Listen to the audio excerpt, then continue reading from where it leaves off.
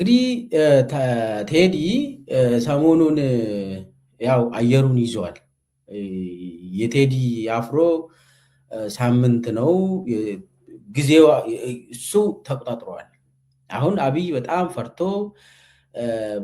ተሸብሯል። አብይ በቴዲ አፍሮ አልበም እና ህዝብም ሙሉ በሙሉ ለቴዲ የሰጠው ድጋፍ አብይ ስርዓትን ከመሰረቱ ነው የናደው። ተንቀጥቅጧል እና አብይ እኔ እንደዚህ ማለት ድሮ ምናልባት የተወሰኑ ታይበታለ አብይ ሲፈራ፣ አሁን እንደዚህ ተንቀጠቀጠ አብይ። እኔ እንደው መሰረቱን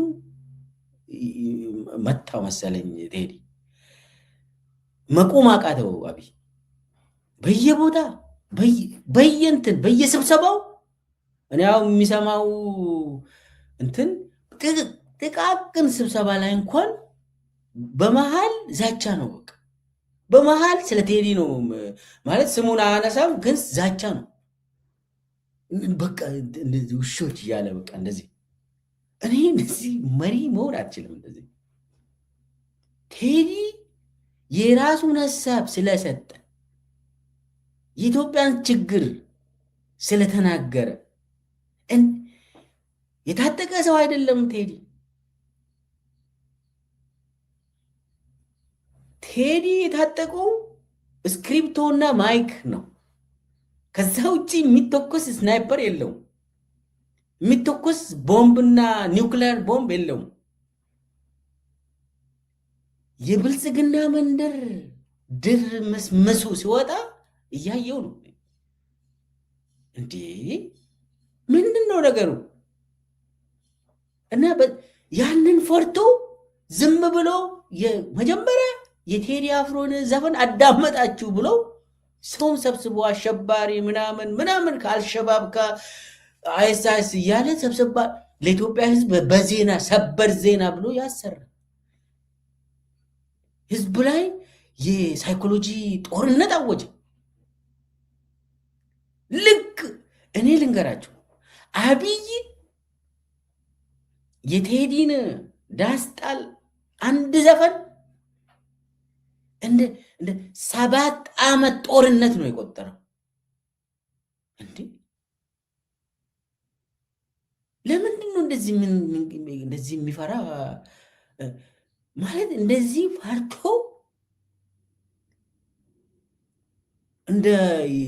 ለነገሩ አስቸኳይ ጊዜ አዋጅ ውስጥ ነች ኢትዮጵያ ሙሉ በሙሉ። አዲስ አበባ ላይ ሙሉ በሙሉ አስቸኳይ ጊዜ አዋጅ ነው፣ የምናቅ ነገር ነው። ነገር ግን እንደዚህ ሆኖ አብይ በአደባባይ በንዴት ተቀይሮ ከሰል ሆኖ አርሲ ሲሄድ ጊንጭ ሲሄድ የሆነ ስብሰባ ሲያካሄድ ቤተ መንግስት ሲገባ ሁሉንም ሰው መስደብ፣ ዛቻ፣ አጠፋቸዋለሁ እያለ እንደዚህ ሆነ። የሚጨብጠውን አጣ።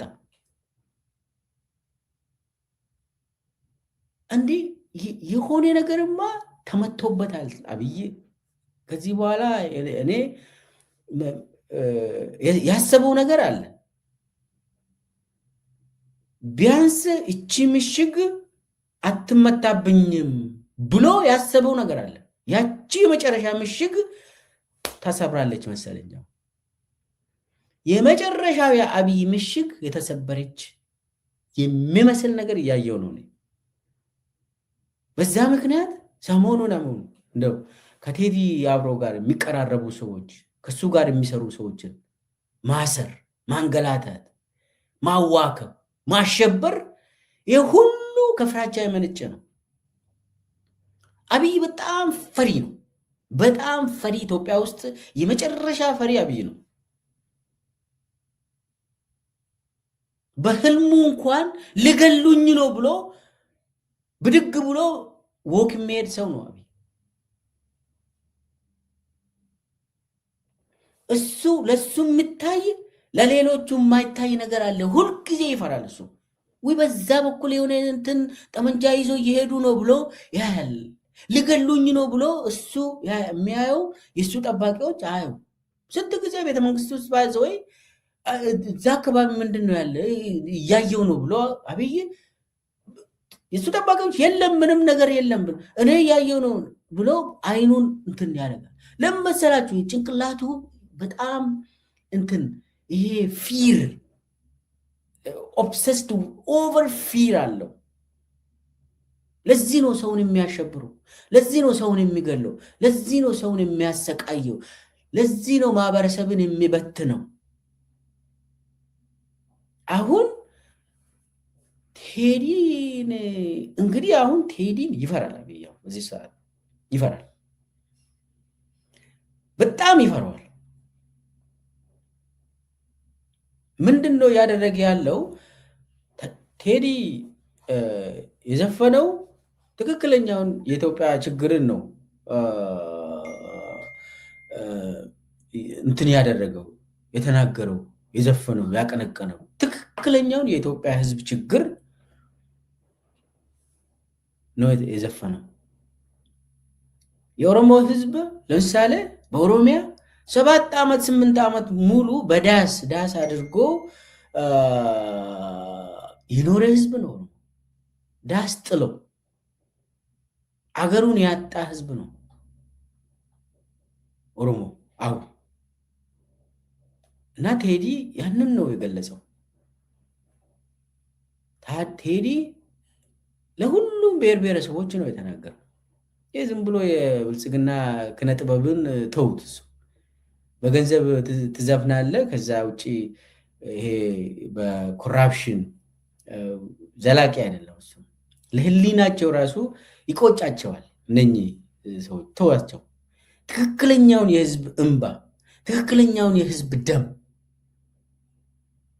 ተሰምቶት ከውስጡ ይህንን ተናግሯል ቴዲ። እነሱ አሁን የሚያዩት ያቺ ታሪክ ላይ ጭቅጭቅ አለብን በቃ እሷን ምናምን ብልጽግናችን ልዩነት ነች የምትፈልገው። ብልጽግና ሁልጊዜ ልዩነት ፈልጋ እሱ ላይ ሰው ልዩነት ይኖረዋል ወዳጆች። በኋላ የምንፈታቸው ችግሮች አሉ ኢትዮጵያ ውስጥ።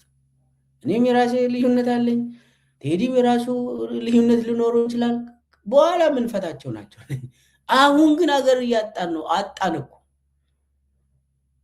አብይ አገሪቷን ገሏል። ይሄ ነው ሐቁ። አብይ አህመድ አገሪቷን ኢትዮጵያን፣ ኦሮሚያንም ጭምር አማራንም ትግራይንም ገሏል። ሌሎቹ ክልሎቹንም ገሏል። ኢትዮጵያ ህዝብን እየጨፈጨፈ እያፈረሰ አገሪቷን በጦርነት ገሏል። ይህንን የሚክድ ሰው አለ እንዴ? ብልጽግና ካልሆንክ በስተቀር። ለዚህ ነው እንግዲህ አሁን ቴዲ ተፈርቷል። ድፍረት ነው ቴዲ። ለሚመጣው ሪስክ ለሚመጣው ሁሉ ራሱን አዘጋጅቶ ነው ይህንን ዘፈን የለቀቀው። ራሱን ጸሎት አድርጎ ነው የለቀቀው። እኔ እንደሚገባ ለሁሉም ነገር ራሱን አዘጋጅቶ። ይሄ ነው አገርን ማስቀደም ማለት። ቴዲ የታጠቀው ጠመንጃ የለው፣ ያደራጀው ሰራዊት የለው፣ መከላከያ ሰራዊት አያዝም፣ የራሱ ፖሊስ አባላት የለውም፣ እሱ የራሱ ደህንነት መዋቅር የለውም። እሱ ያለው አንድች ድምፅ ነው። ያችን ድምፅ ተጠቅሞ ለኢትዮጵያ ሕዝብ ተናግሯል። ስለዚህ አሁን ቴዲ በጣም በጣም ትልቅ ፓወር ሆኖ አብይ በህልሙ እየተቸገረ ነው። በዚህ ሰዓት ይፈራል። አብይ ፍሪ ነው። ለዛ ምንድን ነው የሚያደርገው? ከቴዲ ጋር የተያያዘውን ሁሉንም ነገር ማደን ጀምሯል። የቴዲ ማህበረሰብ የቴዲ ቤተሰብን ማሰቃየት ጀምሯል። ከቴዲ ጋር ግንኙነት ያላቸው ሰዎችን ማሰር ጀምሯል። የቴዲ አፍሮን ሀብት አሁን በተለያዩ እንትን ይዘርፋል። አብይ ግብር የተለየ የማይቻለውን ይጥልበታል። ወይ ደግሞ ግብር አልከፈልክም ይላል። አብይ አንዱ ስትራቴጂው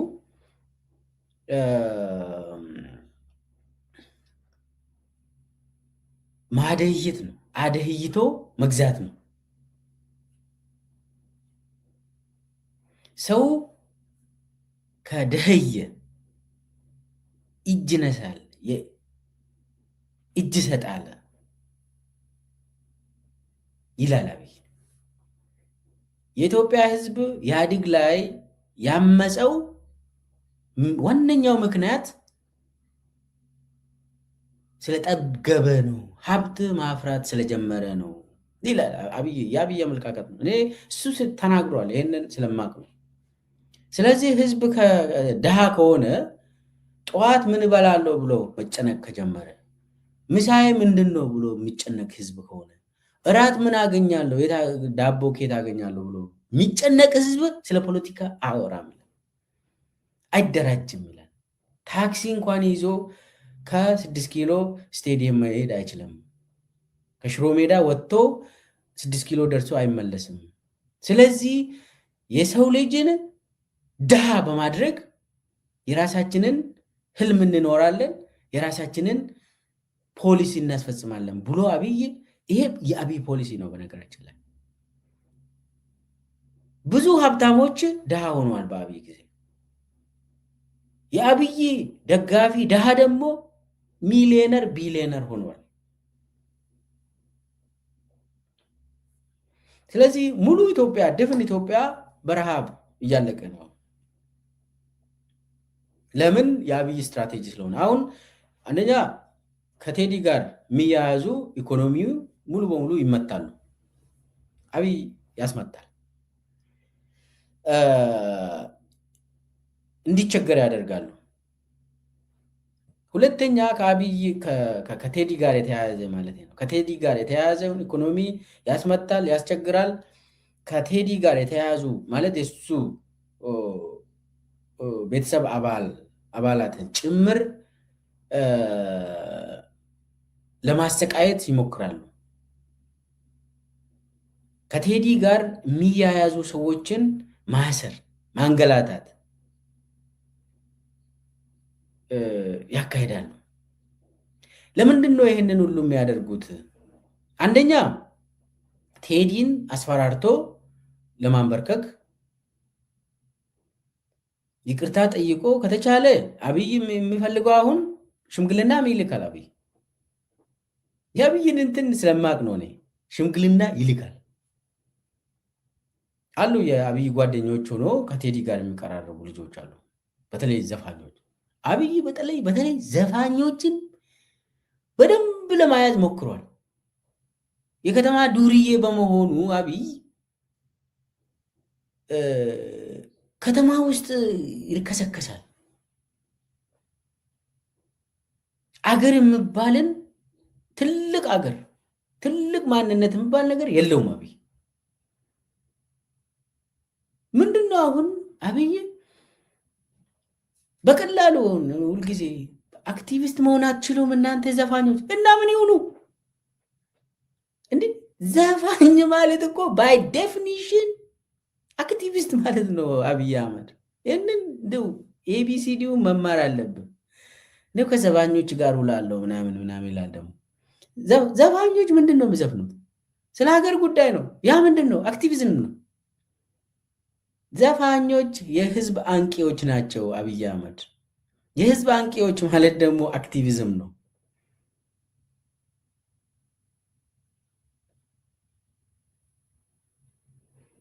እንደው ሰው በዘፈን መልክ ኢትዮጵያ ውስጥ እኮ ዘፋኝ እና ዘፈን ምንድን ነው ብሎ እንደው ገጠር ውስጥ ያደገ ሰው ወይ ከተማ ውስጥ ብታድግ ችግር የለው።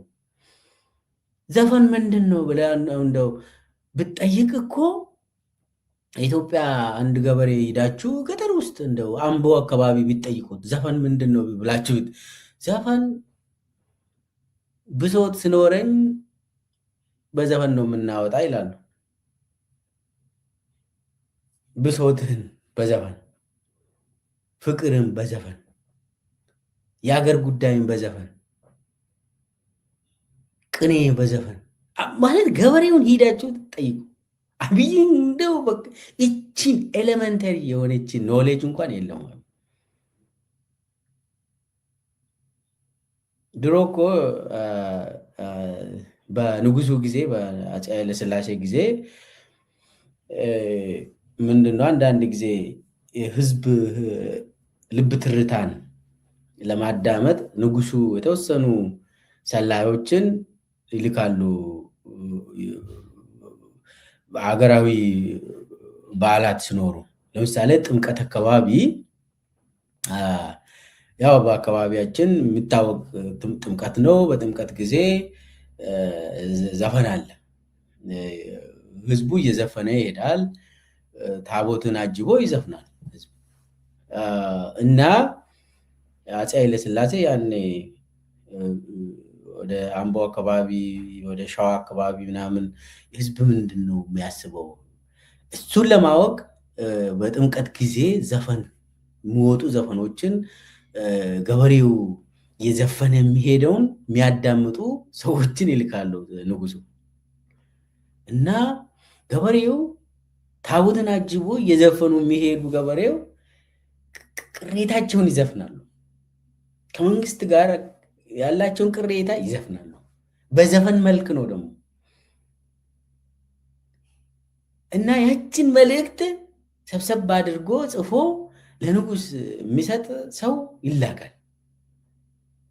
እነው እንግዲህ አስቡት የዛሬ ስንት ዓመት ነው? 50 60 70 ዓመት በንጉስ ጊዜ ንጉስ ራሱ ቤት በኩል ነው ትክክለኛውን የህዝብ ልብ ትርታን የማገኘው ህዝብ ምን እያሰበ ነው ብለው ንጉሱ ያኔ ዘፈን አካባቢ ጥምቀት አካባቢ የምዘፈነውን አዳምጣችሁ ንገሩኝ ይላል ንጉስ አፄ ኃይለሥላሴ። ይህ ጥበብ ነው። ከንጉሱ ጋር ችግር አለብን ነበረብን። አዎ ነበረብን፣ ችግር ነበረብን። ነገር ግን አብይ አህመድና አፄ ኃይለሥላሴ በፍጹም የማይገናኙ ናቸው በአንድም ነገር። አፄ ኃይለሥላሴ ያን የሚከተሉት ምናልባት እንደው ዘፈን አክቲቪዝም እንደሆነ ይታወቃል ያኔ ማለት ነው። የማህበረሰቡ አባላት በጥምቀት ጊዜ የሚዘፍኑት በየአካባቢው በጎጃም በሌላም ቦታ እኔም አውቀው አካባቢን ብቻ ነው የምነግራችሁ። አሁንም እዛ ኦሮሚያ አካባቢ በጥምቀት ጊዜ ዘፈኖች አሉ። እነኚህ ዘፈኖች ቆም ብላችሁ የምታዳምጡ ከሆነ የህዝብ ችግር ያኔ ይዘፈናል፣ በዘፈን መልክ ይቀርብላቸዋል። ብልጥ የሆነ የመንግስት አካል ያንን አዳምጦ መፍትሄ ይሰጣል፣ ያወያያል። አሁንማ ዘፋኞቹን በገንዘብ እየያዘ ይሄ ብልጽግና ክነ ጥበብ አባል ካልሆንክ ምናምን ይላል። አዲስ አበባ ላይም ሌላ ቦታም አብይ እና ምንድን ነው አብይ ፈሪ ነው። ቴዲ የዘፈነው ያቀነቀነው ኢትዮጵያ ባህል ነው ለማለት ነው። አብይ ግን የኢትዮጵያን ባህል እንኳን አያውቅም ለማለት ነው። የኢትዮጵያን ባህል ቢያውቅ ዘፋኝ አክቲቪስት መሆን አትችልም አይልም። ዛሬ ስለዚህ አንደኛ ቴዲን በጣም ፈርተዋል። በጣም ሊፈራም ይገባዋል። ለምን? መሰረቱን ንዷል ቴዲ። አንድ እሱ ነው። ሁለተኛው ቴዲ እና የእሱ አካባቢ ያሉ የቴዲ ደጋፊዎችን በማስፈራራት በማሸበር ለመግዛት እየፈለገ ነው አብይ እና እንደ ጉቶ እየነቀልናችሁን እንሄዳለን ብሏል። አሁን ቴዲን ለማሰቃየት በእጅ አዙር ይሞክራል። ግን በዚህ ሰዓት ኦልሬዲ በኢትዮጵያ ሕዝብ ዘንድ ጥበቃ ስለሚደረግለት ለቴዲ ቴዲን ይፈርዋል። በምንም ተአምር ያው ጥንቃቄ ያስፈልጋል። የአብይ መሰሪና የሱንትን ጭንቅላት ፈሪ ስለሆነ ከሚፈራው ሰው ጋር መኖር አይችልም። አብይ የሆነ ሰዓት ሊያጠፋ ይችላል። ነገር ግን በአሁኑ በትኩሱ ምናልባት ከሱ ዙሪያ ያሉትን ሰዎችን እያሰረ እሱንም እያስፈራሩ በሌላ በኩል ሽምግልና እየላከ እጅ ስጥ እያለ ቴዲ ደግሞ እጅ አልሰጥም ካለ ከዛ እንትኑ ይቀጥላል። በዛ ቴዲን የቤት እስረኛ ያደርገዋል። ማለት እንዴት ነው የቤት እስረኛ የሚያደርገው? ያንገላተዋል፣ ከቤት እንዳይወጣ ያደርጋሉ። ብዙ ህቡ አደረጃጀቶች አለው አብይ። እነኚህ ህቡ አደረጃጀቶች የቴዲ አፍሮ ቤት አካባቢ ይሄዳሉ፣ እሱን ይከተላሉ፣ በቅርብ ርቀት እንትን ያደርጋሉ። ከተቻለ ደግሞ በመኪና ማጋጨት ምናምን ይሞክራሉ።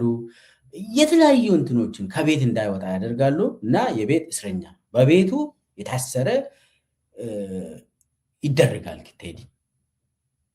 ይሄ የአብይ እንትን ነው። ወይ ደግሞ ይነግሩታል በቀጥታ ከቤት እንዳትወጣ፣ ከዚህ በኋላ ለምደርስብህ ኃላፊነት አንወስድም ይሉታል። ለምሳሌ አሁን አንድ ምሳሌ ልንገራችሁ። ዝም ብዬ አይደለም ይህንን የማወራ። ለማ መገርሳ ልክ ከመከላከያ ሚኒስቴርነት ከተባረረ በኋላ ከቤት እንዳይወጣ ተደረገ። ያው ያኔ የነበረው ኢታማጆር ሹም አደም መሐመድ ነው። ከአደም መሐመድ ትዕዛዙ ከአብይ የመጣ ሄድና ለለማ ከዚህ በኋላ ከቤት እንዳትወጣ፣ ለምደርስብህ አደጋ አንተ ራስህ ነህ ተጠያቂ የምትሆነው ብለው አብይ በአደም መሐመድ በኩል ለለማ መገርሳ ትዕዛዝ አስተላለፈ። ለ6 ወር አካባቢ ለማ ከቤት ሳይወጣ፣ እንዳውም የፎቶ አይታችኋል፣ ፂማም ሆኖ ምናምን እንደዚህ ጉስቁል ብሎ ተለማ። ሰው ማግኘት አይችልም። ያነኛ ሌሊት ተደብቀን ነው ለማን የምናገኘው። እሱም ሞባይላችንን ቤት አስቀምጠን ታክሲ ላዳ ይዘን ክትትል እንትናችን ለውጠን ማስክ ምናምን ያኔ ነበርና እሱን እንትን አድርገን በላዳ እዛ ሄደን ቤቱ ገብተን ሰላም እንለው ነበር። እኔ ያኔ አስታውሳለሁ። በጣም ጉስቁል ብሎ ከቤት አይወጣም። እኛ እንኳን ተራ ሰው ስለሆን እንንቀሳቀስ ነበር እና 6 ወር አካባቢ ከቤቱ እንዳይወጣ ተደርጎ ነበር ለማ መገርሳ። አሁንም ቴዲን በጣም ስለሚፈራ ከቴዲ ጋርም መኖር ስለማይችል አብይ በሽምግልና ይጠይቋል። እኔ እስከሚገባኝ ድረስ ቴዲ በሽምግልና ለአብይ እጅ የሚሰጥ አይመስለኝም። ከተሳሳትኩ እታረማለሁ። ከዛ ቀጥሎ የተለያዩ ስትራቴጂዎችን ተጠቅሞ የቴዲን ሀብትና ከሱ ጋር የተሳሰሩ ማህበረሰብ ክፍልን ያሰቃያል አብይ። መጨረሻ ላይ ቴዲን ማስፈራራት እና የቤት ቁም እስረኛ ያደርጉታል። ቴዲ አሁን ኦልሬዲ የቁም እስረኛ ነው። ነፃ አይደለም። ቴዲ ነፃ አይደለም። ኦልሬዲ ቴዲን ከቤቱ ወስዶ እስር ቤት ማስቀመጥና ቃሊቲ አባ ሳሙኤል እንዲወርድ ማድረግ ላስፈልገው ይችላል። አብይ እዛው ቤት ውስጥ እንዲታሰር ያደርገዋል። ከቤት እንዳይወጣ እዛው ሀራሲ እያደረጉ ሳይበር አታክ እያደረጉ ብዙ ነገሮችን ተጠቅሞ ቤቱ አካባቢ ያለውን ኔትወርኮችን በመጥለፍ እንትን ያሸብሩታል። የቤት የቁም እስረኛ ያደርጉታል። ኦልሬዲም የሆነ ይመስለኛል። ከዛ ሊነግሩትም ይችላሉ በአደባባይ ከቤት እንዳትወጣ ብለው። ከቤት ከወጣ ደግሞ ራሳቸው የሚከተሉት ስታይሎች አሉ፣ የታወቀ የማዋከብ እንዳውም ብሎም ደግሞ ይባስ ትልቁን ነገር መሞከር ይችላል አብይ። ለምን ከቴዲ ጋር መኖር አይችልም? ስለዚህ ይሄ ሁሉ ደግሞ ኢትዮጵያውያን አብይ ላይ ተነስቶ ከስልጣኑ እንዳያባሩ ነው። እቺ ነች ዋናዋ። አብይ ለስልጣኑ ብሎ ይገላል፣ ያሰቃያል። ኢትዮጵያ ለምን አጠፋ? አብይ እሱ ቤተ መንግስት ያቺን 4 ኪሎ ነች ቤተ መንግስት ስልጣን ስልጣን ስልጣን ስልጣን የፈለገ የኢትዮጵያ ህዝብ ስንት በእቅድም ያው ሚሊዮኖችን ለመጨረስ እየሰራ ስለሆነ የሱ ጉዳይ አይደለም። እና ቴዲ ህዝብ ቀስቅሶብኛል ነው። ቴዲ የራሴን ምሽግ የመጨረሻ ምሽግን ሰብሮብኛል ነው ያለ አማራጭ። ከዚህ በኋላ ይህንን የፈራ ለስልጣኑ ብሎ የሚወስደው እርምጃ ህዝብን የማስፈራራት፣ ህዝብን የማንበርከክ፣ ህዝብን ባሪያ አድርጎ የገዛ መቀጠል ነው የሚፈልገው አብይ። ለዛ ነው ይህንን ሁሉ ሽብር ተግባር የሚፈጽመው አብይ። ስለዚህ ፍጥጫው ይቀጥላል። ቴዲ ላይ ያነጣጠረ የማዋከብ የሱ ደጋፊዎች፣ የሱ ቤተሰብ አባላት፣ እሱን ጭምር የማዋከብ የማሸበር ተግባር ይቀጥላል እና መፍትሄው ምንድን ነው? መፍትሄው የኢትዮጵያ ህዝብ ከዳር እስከ ዳር አንድ ሆኖ ይህንን ሰውዬ መገላገል